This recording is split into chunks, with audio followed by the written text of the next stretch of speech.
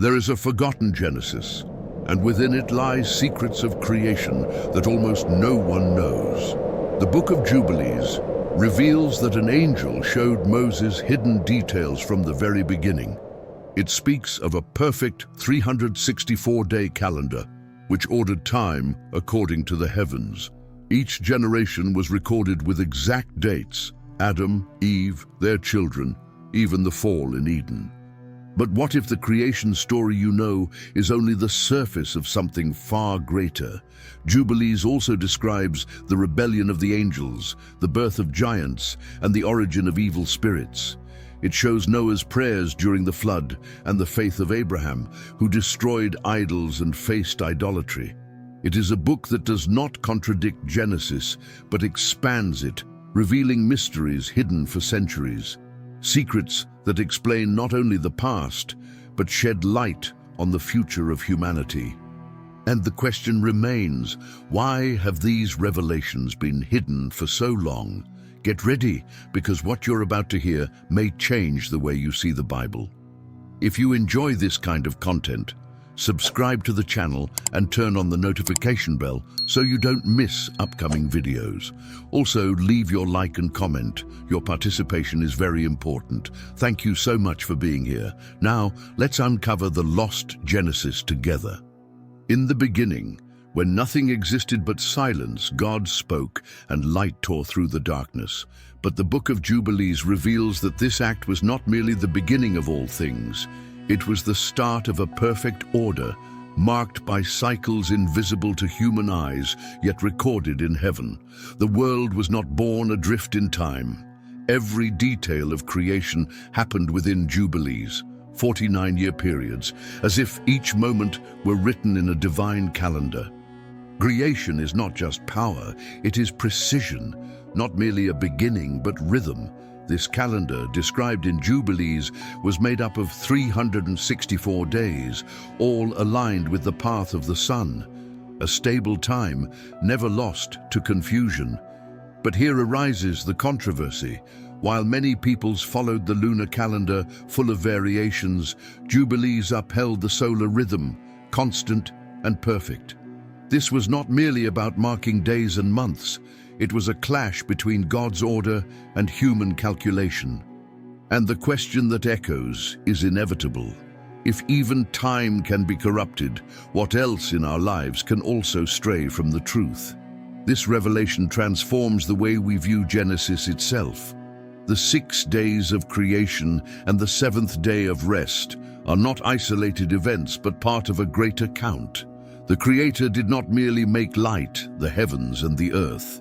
He established the very rhythm of the universe so that every season, every generation, and every promise would follow the rhythm of the heavens. Time, which to us seems ordinary, is shown in Jubilees as sacred. The sunrise and sunset, so often treated as routine, are revealed to be constant signs that we live within the order set by God. This detail impacted the practical life of the people. For an agrarian society, following the wrong calendar meant planting at the wrong time, harvesting in the wrong season, celebrating feasts on days that did not match the divine plan. Jubilees shows that faithfulness to God was not just in prayers and sacrifices, but even in respecting the correct days. It's as if the book shouts, even how you count time can bring you closer to, or further from, the Creator. This simple yet profound idea touches something essential. Could it be that we too have been living out of sync, like a clock that doesn't ring at the right moment? And so, from the very beginning, Jubilees shows us that creation was not only about forming heaven and earth, but also about creating holy time. Man is not born at just any moment, but on the day marked by the Creator. And this opens the way for the next revelation, because within this perfect calendar are also recorded the appearance of Adam, the formation of Eve, and humanity's first steps in Eden. What once seemed like a mere count of days becomes the backdrop for understanding not only the origin of the world, but the origin of our very own story. The Book of Jubilees surprises us by presenting the creation of Adam and Eve not only as a grand act, but as an event marked on precise dates. Adam was formed from the dust of the earth on a specific day of the sacred calendar. It was not an event adrift in time, but carefully recorded as part of a cycle of jubilees. This shows that the first man is not merely a figure of ancient memory, but someone placed within a timeline organized by God himself. The detail of each date reinforces that nothing in the divine plan happens by chance. The creation of Adam is not only the beginning of humanity, but the beginning of a story that moves according to heaven's clock. Shortly after, the Creator decided it was not good for man to be alone. The formation of Eve is also recorded with exact dates, conveying the sense that even human relationships, love and family, are born within a heavenly order. The account in Jubilees not only presents the union of Adam and Eve, but also the time when each child was born. The text reveals names, ages, and moments that Genesis does not detail.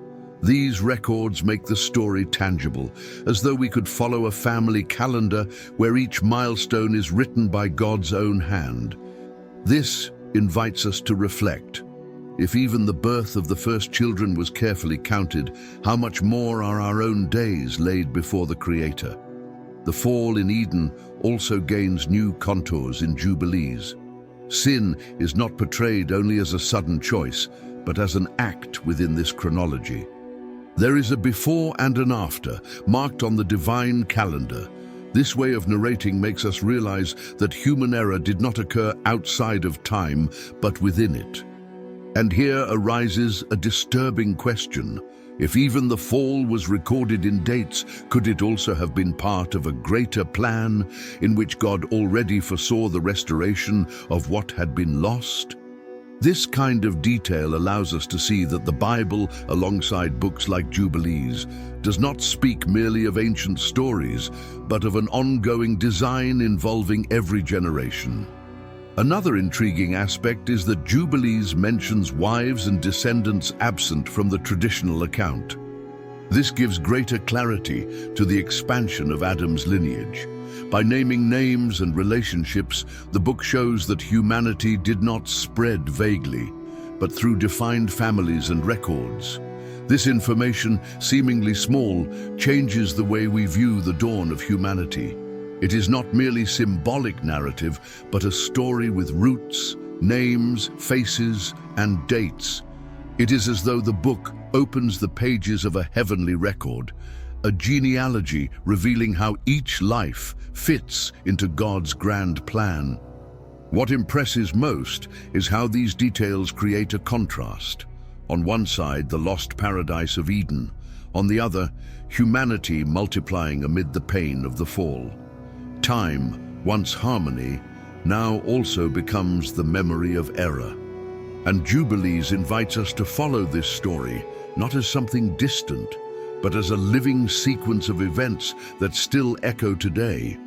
For as we trace this timeline, we soon see how the choices of the first sons, Cain and Abel, become humanity's first great drama, opening a new chapter filled with blood, justice, and eternal consequences. The account of Cain and Abel is known to many, but the Book of Jubilees adds details that deepen the weight of this event. Two brothers, sons of the same father and mother, rose in opposite directions before God. Abel offered the best he had, and his offering was accepted. Cain, consumed by envy, could not endure the comparison. This struggle was not born in the field, but first within the heart.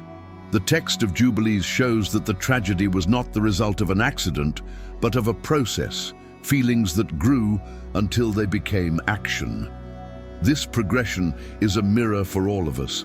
How often does evil begin in small resentments that, if not mastered, grow into destruction? When Cain took Abel's life, it was not just the death of a brother. It was the first time human blood touched the earth. The narrative in Jubilees highlights the spiritual consequences of this act. The earth, which had been blessed in creation, now cried out against the shedding of blood. Cain's sin was not merely personal, it affected all of creation, marking history with a new weight, violence. This leads us to reflect on something profound. If the first act of death already brought a curse upon the earth, what can be said of the countless acts of violence multiplied throughout human history? Does the ground even now hold silent memories of injustices committed? Jubilees also describes in greater detail Cain's destiny. He was not only condemned to wander, but his life and his descendants carried specific marks of rebellion. It is as if one man's choice had opened a path of consequences for entire generations. This shows us the magnitude of human choices. They are not only about the present moment, but about seeds that germinate into the future. The lineage of Cain developed with cities and inventions, but also with the weight of corruption and violence. On the other hand, the lineage of Adam through Seth is recorded as a heritage that preserved the hope of faith. It is not a simple genealogy, but a portrait of the duality between curse and promise. In showing the expansion of humanity, the Book of Jubilees reveals that mankind increased in number, but also in conflict. As families multiplied, so did tensions, disputes, and wars. Society began to take shape, but from the start it bore the mark of shed blood. The contrast is unavoidable. Life that springs from God's blessing, and death that spreads from turning away from Him. This helps us understand why later the earth would need purification through the flood. It was as though violence had become the language of humanity, and corruption the rhythm of its days. This scene of expansion stained by violence prepares the way for an even more intriguing theme that soon arises: the rebellion of the angels. For if men were already corrupting the earth with their hands, what would happen when celestial beings, who were meant to guard the heavens, chose to descend and unite themselves with humanity? The drama of Cain's fall and Abel's sorrow, alongside the multiplication of men and cities, becomes only the introduction to something far greater, where heaven and earth intertwine in a story marked by watchfulness, sin, and judgment. As humanity multiplied upon the earth, heaven was watching. The Book of Jubilees records a mysterious and unsettling moment: the rebellion of the angels, known as Watchers. They were celestial beings sent to guard and protect humanity, but their gaze turned astray. Upon beholding the daughters of men, they were overcome with desire. Thus began a descent that was not only physical but also spiritual. What was meant to be protection became corruption. This choice forever altered the relationship between heaven and earth. Is it not striking to imagine that even those who dwelt in the divine presence could be lost to the allure of the flesh? From this forbidden union were born giants called Nephilim, beings of immense strength who dominated and ravaged the earth. The Book of Jubilees expands this vision by showing that these offspring of angels and women not only consumed resources, but also spread violence and bloodshed. They became symbols of the corruption that occurs when the divine mixes with the human outside of God's purpose. The world, already scarred by Cain's violence, now witnessed the rise of creatures that magnified chaos even further. It was as though the earth, once a blessed garden, had become a field of giants trampling everything in their path. But the destiny of the Nephilim was not only grandeur. When they perished, their bodies fell to the earth, but their spirits remained. It is here that the Book of Jubilees offers a decisive revelation. The spirits of the dead giants became demons, the evil spirits that still seek to torment and deceive mankind. Here lies the origin of the spiritual evil that crosses the ages. It is not merely human temptation, but a direct legacy of heavenly rebellion. The inevitable question arises: how many of the invisible battles we face daily have roots in this distant episode? God, in His justice, set limits. The Book of Jubilees records that not all the spirits were released. Only a portion of them received permission to act until the end of times, while others were confined, awaiting the final judgment. This shows us that evil does not act with absolute freedom. Even the rebellion of the angels and the evil spirits remain under divine sovereignty. This tension between limited freedom and future judgment creates a spiritual suspense that echoes to this day. The enemy acts, but only within what the Creator permits. The time of evil is short compared to the eternity of God. This narrative sets before us a striking picture. On one side, men multiplying in violence. On the other, rebellious angels corrupting creation. And behind it all, unclean spirits spreading deception. The world was plunging into deep darkness. But it is precisely in this scenario that the text prepares us for a turning point, a chosen man, Noah, whose life and prayer would become the answer to the corruption of the earth. The rebellion of the angels, which seemed to bring only destruction, opens the way for us to understand why the flood would need to come and why a new covenant would be necessary. The world, consumed by the violence of men and the corruption of fallen angels, reached an unbearable point. The Book of Jubilees reinforces what we already know from Genesis. The earth was filled with wickedness, but it adds touching details, showing Noah's prayers in the face of destruction. While all others lived indifferent to sin, Noah lifted up cries to the Creator. His words, preserved in this account, are the pleas of a heart that recognized God's greatness and asked for mercy amid judgment. This reminds us that even in the darkest times, there is always room for the voice of faith to rise. The flood was not only water covering the earth, but also an answer to a sincere prayer. When the waters finally covered everything, Noah's Ark became a symbol of God's faithfulness. Every preserved animal, every life kept safe, was proof that the Creator does not abandon His work. Jubilees takes us beyond the simple account of the rain. It shows that the flood was also an act of purification. It was as though the earth, stained by blood and corruption, needed to be washed to begin anew. Isn't it striking to think that water, so common in our daily lives, became in God's hands both an instrument of judgment and of new life? What seemed like an end was in fact preparation for a new beginning. After the flood, the Book of Jubilees highlights a moment of deep spirituality, Noah's prayers of thanksgiving to God. He did not step out of the ark simply to rebuild houses or plant fields, but first raised altars and offered sacrifices. This order reveals an eternal lesson. Before beginning any new journey, one must acknowledge the Creator's presence. God's covenant with Noah was not merely an ancient agreement, it was the renewal that human life still had meaning. The rainbow, the sign of this covenant, is not only a natural phenomenon, but a visible reminder that mercy triumphs over judgment. The text of Jubilees also shows something many forget: the division of the earth among Noah's sons.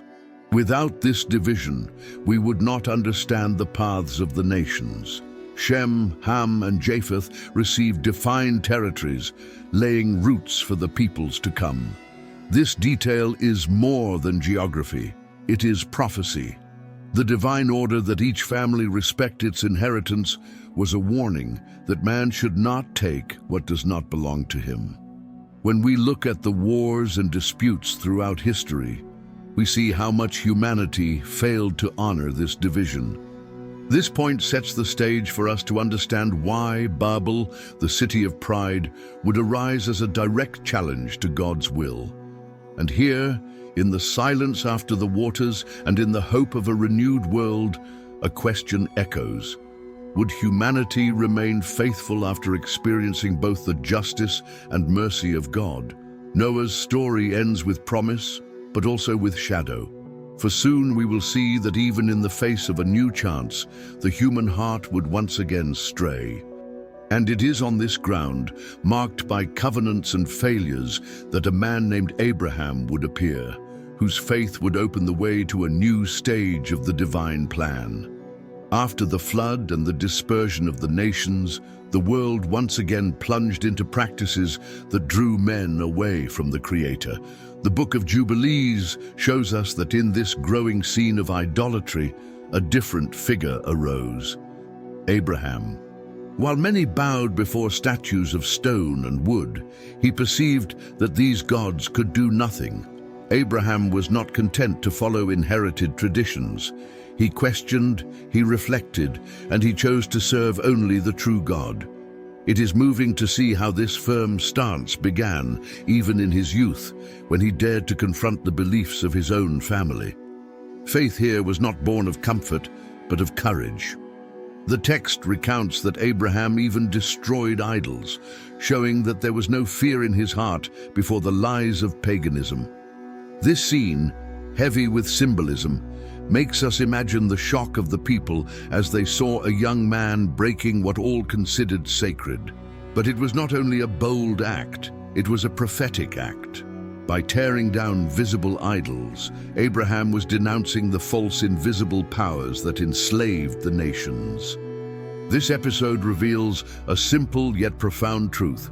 Genuine faith does not coexist with idolatry. It confronts it and tears it down. More than destroying images, Abraham built a life grounded in obedience. The Book of Jubilees presents his faith as an absolute model, far beyond what Genesis reveals.